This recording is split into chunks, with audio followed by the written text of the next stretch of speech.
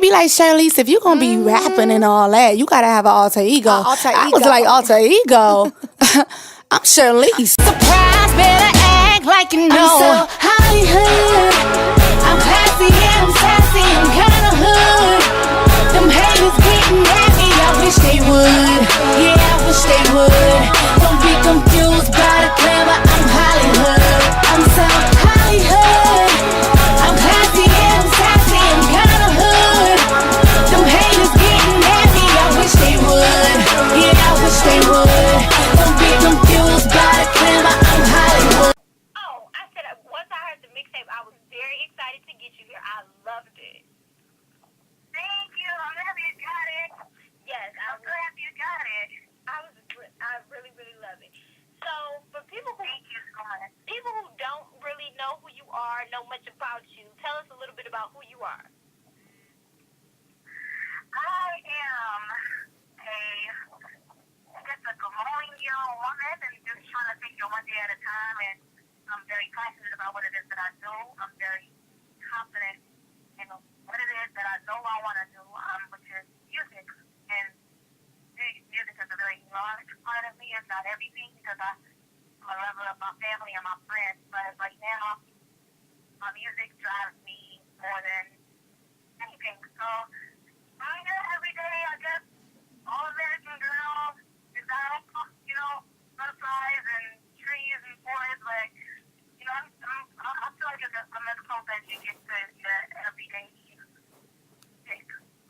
Okay. So next door, the best friend that you go and talk to all the time, I think that I will probably fall in that number. Okay. Now your music. How did you get started with music? Where did this all begin?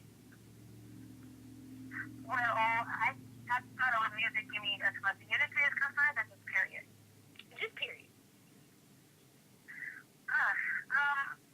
Music just always been a part of me. I never remember a time in my life where I wasn't thinking or writing or listening to someone else. I've always been drawn towards it since I was a little girl. So I grew up in a church. You have the whole typical, I grew up singing in the church, but I really didn't. My parents are pastors, but they never really gave me a shot at the solo part because I guess my mom didn't really realize that I could sing well until like my fifth grade talent show. But I've always been a singer. I've always sang. I've always written, and it chose me. I always tell people it sounds like a cliche, but I really didn't choose music. It really chose me. Okay. And hearing the songs that you wrote on the mixtape and that stuff, one of my favorite songs was "Stranger," and That's so funny. it was my favorite song. Like I liked it, "Butterflies." I like that, but I'm really, really in love with "Stranger." Like that's my favorite song. So I would have never thought that would have been like the people's choice, and it's proven to be like a favorite of a lot of people. And Stranger was actually the last record I wrote. Like I was done with the mixtape, and I was listening to it. I kept playing it back and forth, and I was like, it feels like it's missing something. And I told Pierre, the guy that kind of helped executive producer with me, and I was like, I feel like it's missing something. So he was out of town, so I went and I got this little white boy that's an engineer, in like the major studio, the Rico and all of us, and he's very low key. Nobody ever paid him attention. His name is Diego, and he would always try to play me his beat, and I'll be like, okay, I'll listen to some of my things. And one particular day, I called him to come to the studio to engineer for me for another record, and he played that beat, and that song was literally written in maybe 15, 20 minutes. I went in the booth, I was in front of the mic, and it kind of just came out, and I fell in love with it, but I really didn't expect the people to like it as much as they're liking it. So the last record, we wrote. Thank you. So it's actually a crazy story behind it, and I really like that song. So look at you, man. Look at you. This is about a one-night stand. And that's what everybody is loving. Well, I mean, I guess for the typical ear, it would be about a one-night stand. For me, Stranger was an introduction of myself to the people, and I wanted them, they were kind of abstract. I wanted them to understand that we're going to have this connection through this mixtape, and you don't even know my name. I don't even know your name. We don't even know each other, but right now this experience is going to be so mind-blowing, so thought-provoking that you're going to feel like we know each other forever. And that's what the intro is really supposed to be about. And, you know, it's one of those twisters. It's really dope. Yeah. And besides that, you did collabs with Rico on a song on the mixtape and with Fat Joe. Now, how were those? Now, Joe, I've been on Joe for years, and I've actually done a record with him before. His other album is called Music, but he's never done a song with me, so he was actually supposed to get one. I got that. I wanted him to get on that song, and then when he heard I'm So Ready, he was like, yo, that's out of here, and he's got that bass on it.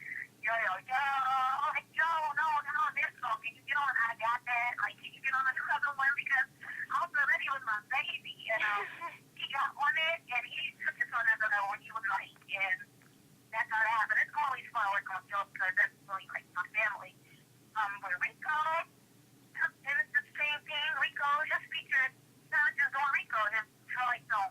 Troy song, it's not really much of a feature, but yeah. Rico's dope. Okay. Now, I noticed you signed to Division 1. Now, how did all of that come about? Well, I met Fat Joe, and Fat Joe, he recognized my talent, and he introduced me to Rico, because he had recently kept hearing about a guy that was writing, and he was supposed to take over the writing game. Like, his buzz was crazy for Rico. And he had already gotten a couple of placements, but they were really talking. And Joe was trying to pair me up with a songwriter at the time, so he introduced me to Rico. Rico, he liked me as an artist, and once he got in still with Universal, he signed me to the Imprint, but I had been working with him about 2.5 years prior to that. So it was only like to kind of like make it official when he kind of finally got his Imprint with the Universal. Okay. Yeah. Now, you talk about your relationship with Joe. How did that come about? That came about because my sister, she actually had a talent agency, and it's called God 11 Entertainment, and she was on the set, and she was also modeling in the video, and she asked that I come through because I was kind of like a part of it. And I went through, and I was just there to support her, but then I met my manager, Tracy, on the set, and he was just inquiring about what it is that I did and that I sing, and then he told me, oh, we're looking for a singer, and I was kind of playing it down because I just thought they were kind of just being dudes, I wasn't really on that, so Joe was like, yeah, we're looking for a singer. I didn't want to miss out on the opportunity, so I burned the CD on the spot. I gave it to them. I made them listen to it on the spot because they insisted that they heard it at the hotel, and I'm like, no, listen to it now. And so he heard it, and they was like, oh, and Joe called me 1 o'clock the next morning, and he's like, yo, ask me who's my favorite singer. And I didn't know who it was. I just heard his big voice on my phone. And he's like, yo, ask me who's my favorite singer. And I'm like, oh, and he's like, yo, I'm sending you a contract. We're going to make it happen. And, he just kind of took on a mentoring role from that point, and then he introduced me to Rico. Okay. Now, back to just talking about your music itself. Writing the mixtape, writing a song for the mixtape, what inspired, like, these different songs, like Stranger and I'm So Ready and all of that? For me, a lot of the stuff, the beat kind of inspired a lot of the songs, to be honest with you. Like Stranger, my method of writing is I don't do the whole pen and pad thing unless I really get stuck. And if I get that stuck, I just stop writing a song because then it's forced. But I'll go in front of the booth and I just kind of hum my melody. And when I come out the booth and I hear it back, the words are in the song. And it's crazy because it happens to be things that I've gone through or things that people close to me are going through. So I really, really like credit it to God and it being a gift because it's strange how it happens, like the words be in the mumble. And so that inspires me, like school. I've been a fool and I've been someone's fool, and I think that sometimes it motivates me when I have girlfriends and sisters and even guy friends that are going through these things. I pull from those and I go into the places that I was in when I was going through a lot of those emotions, and I write collections. Okay. We talked about your writing method and how you do that. Now, has it ever been a time where you've done like the pit and pad thing? Yeah, absolutely. I used to start off like that a long time ago, but I think that once I was around Rico so much and watch his method of writing, it's definitely rubbed off on me. Like I'd be a liar to say that I don't pick up some of his writing techniques because I would be crazy not to. I mean, he's the number one writer in the game, and he literally goes in there and touch records in 15, 20 minutes. And while I'm not that fast consistently, I've done some that fast. And I think that it's just studying this method of keep it simple always. And go with what feels good in the record. So, yeah, I used to write with the pen and pad. And sometimes, like I said, when I get really, really stuck, I'll do it. But if I'm too stuck, then it's just not for me. Like the record Fool, I had that track for maybe like 5 to 6 months. And I tried to write to it like 5 or 6 times. And I couldn't. I didn't hear anything. Then one day I played it and the whole song came out. So, it's there. Okay. Now, looking at the cover of the mixtape, the outfit that you wore on there was amazing. Now, it was really nice. Now, I do it all clothes, by the way. I do it all choice because people think I was just like raw dog shit. I was going to ask you about that. Like, look at me. I have one choice. They're just really, really short. But thank you very much. I was definitely going to ask you about that, but it was very courageous because some people would think that you didn't have anything else on. Now, I know. Now, performing, what is your style that you want when you hit the stage? When I hit the stage, probably, like Hollywood. I mean, I like to be jazzy. I don't want to be like a white beater and jeans out. You know, and sometimes that's okay. It depends on how I'm feeling, and it definitely depends on the performance. And but my style is really, I guess, urban chic will probably be it. Okay.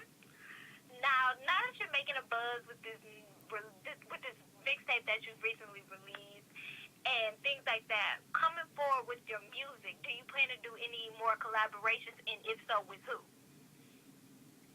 Well, I would hope to do collaborations, but right now, I mean, I can only like make my plans around the one person that I have full accountability over, and that's me. Like, as soon as I drop Ground Zero, I went in the studio the next day to work on Ground Zero too. So, for me, I would just rather get the music out and just continue to write, and then, you know, you kind of get into the project and who's needed on what later.